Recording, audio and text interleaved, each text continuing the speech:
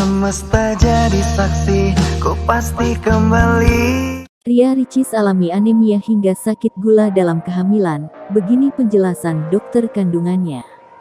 Kehamilan Ria Ricis kini menginjak usia 8 bulan. Mendekati hari lahiran, Ricis didampingi suaminya, Teuku Ryan melakukan cek kehamilan. Dikutip dari YouTube Ricis Official, Minggu tanggal 19 Juni tahun 2022, Ricis dinyatakan mengalami anemia dan sakit gula dalam kandungan. Kendati demikian, dokter menenangkan Ricis agar nantinya mengonsumsi obat untuk menambah darah.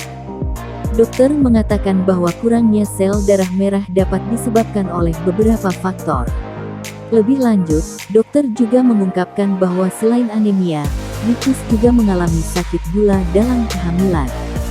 Bahkan, gula dalam tubuh Ricis agak tinggi. Tak hanya itu, Ricis pun juga dianjurkan untuk melakukan diet. Lebih lanjut, dokter kembali menjelaskan perihal sakit gula dalam kehamilan Ricis.